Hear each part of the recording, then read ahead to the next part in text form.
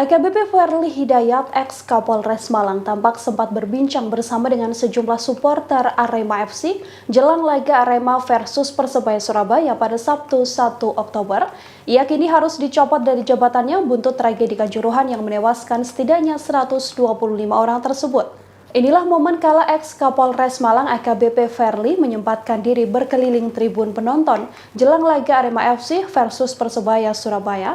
AKBP Ferly menyapa Aremania dan duduk bersama di tribun penonton.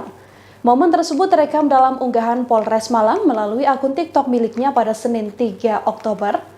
AKBP Ferly pun sempat berfoto bersama dengan sejumlah supporter. Kini AKBP Ferly Hidayat dicopot berselang 2 hari setelah tragedi Kanjuruhan yang menewaskan 125 orang, 2 diantaranya adalah anggota polisi.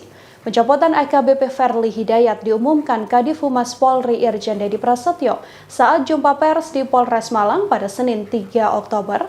Setelah dicopot dari jabatan Kapolres Malang, AKBP Ferly Hidayat dimutasi menjadi Pamen SSDM Polri. Saat ini, AKBP Ferly masih diperiksa untuk mengungkap kasus tewasnya seratusan supporter Arema FC dalam kericuhan setelah laga derby Jawa Timur tersebut.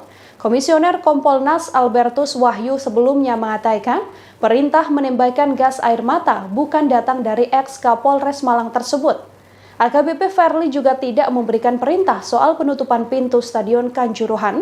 Albertus menjelaskan tiba-tiba saja ada tembakan gas air mata dari para anggota padahal tidak ada perintah. Kompolnas lantas menduga adanya oknum anggota polisi yang tidak mematuhi instruksi awal.